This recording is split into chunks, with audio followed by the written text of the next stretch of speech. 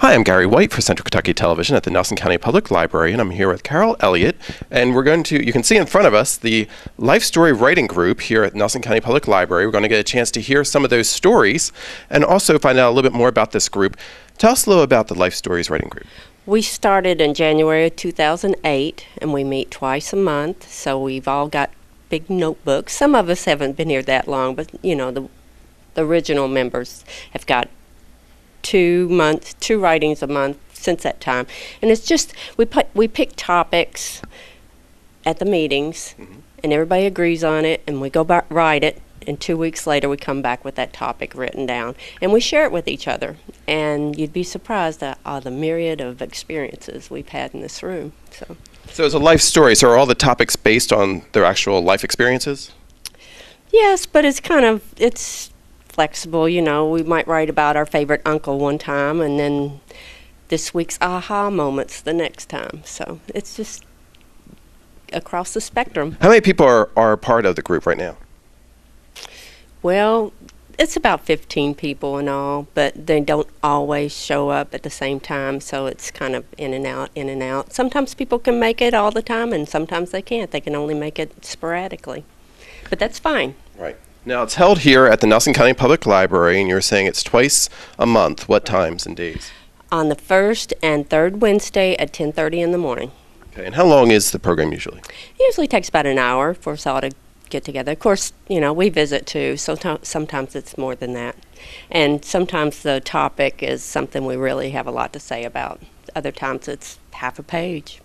So are you looking for new members? Can anybody join into the club? We'd love to have new members. It's always, you know, new people, we get to know them, and just new stories. It's fun. Now, it's a writing group, so are most of the people, have they been writing through their lives, or is it just something new? Or how about with you? Have you been writing for a long time? I can't say I've been writing for a long time. When I was away from home, I wrote letters, you know, but I didn't write anything down just to preserve it. So do you think your writing's getting better through the years? I think it is, because I'm just older, have more experiences. Now, do you have any goals when you're done? Do you want to compile a book or memoirs in your future? Well, what I would like to have, and I think I've got it so far, and I think that goes for everybody, is we want to have something so that our children, grandchildren, great-children, grandchildren can know us. They can look at this and say, oh, that's what it was like in those 2010s and 8 and whatever. But, you know, we write a lot about our memories, and most of us our childhood was in the 50s and 60s. And, you know, if you look back and start writing about what it was like to be a kid then, you see how much the world has changed since then. I mean, it's like mind-blowing when you really put your pencil to paper and think about it. That's right. So again, I'm talking with Carol Elliott, who is in charge of the Life Story Writing Group here at the Nelson County Public Library. They meet twice a month. If you're interested in being a part, you can contact the Nelson County Public Library? Correct. 348-3714. Very good. And we're going to get an opportunity to hear some of the stories, because we have some of the people here are going to share their stories with us, right? Yes, we didn't choose a topic for this week. We decided we'd just go back and pick our favorites. So you're going to get some of the best. Okay. Maybe we'll start with you. What's your story about? Inventions of our time. Okay, very good. So we're going to hear Inventions of Our Time from Carol, and then we're going to get a chance to hear some of the other stories. Thank you very much. You're welcome. Inventions in my times. The computer and the World Wide Web, microwave ovens, love them, gotta have them. MRI and CAT scans, rockets to the moon, and cloned sheep.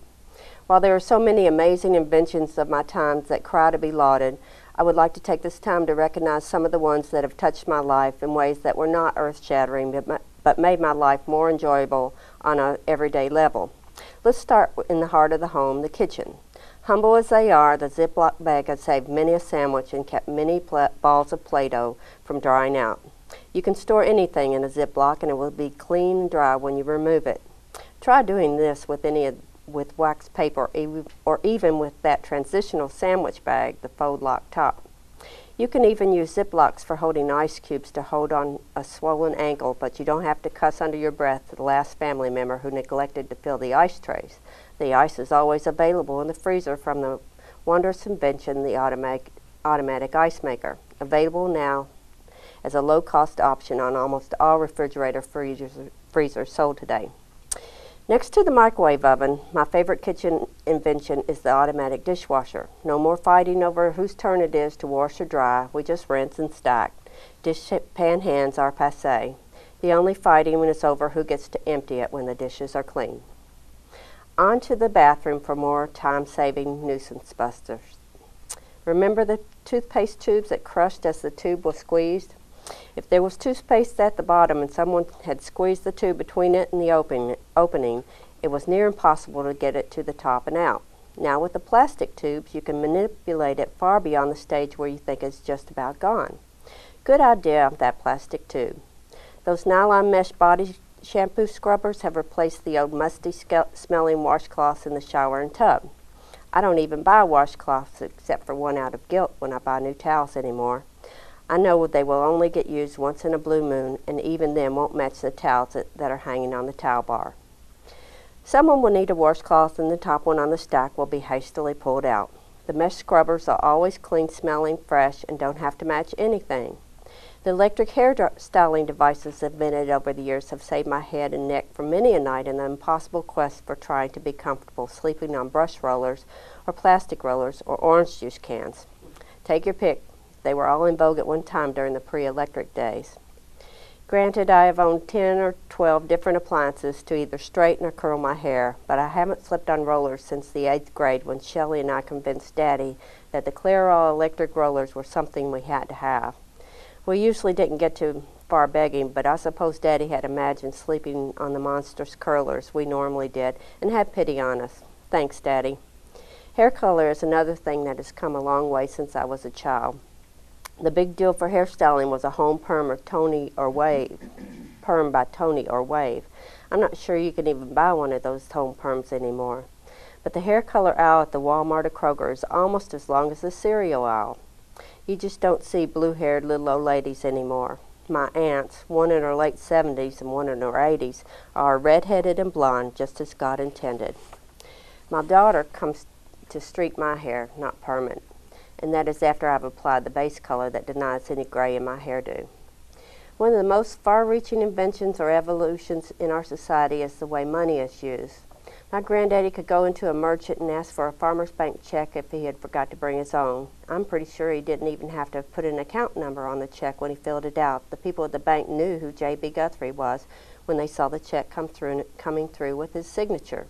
His checkbook did not have his name and address on each check, and even if he was ID'd, the driver's license only had his name, address, birth date, and driver's license number on it. There was no photo. Now I hardly ever write checks. The bills are paid on the internet. Most purchases are made with a debit or credit card, and cash can be had at any ATM in this country, though sometimes for a small fee.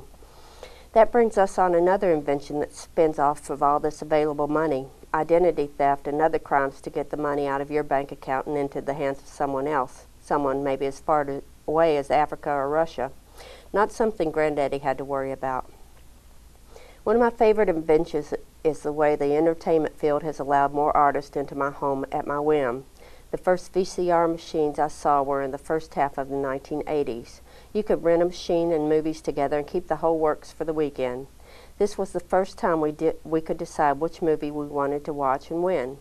After the VHS came DVDs, and now there are Blu-rays and high defs. Movies are a dime a dozen, or free if you visit the local library.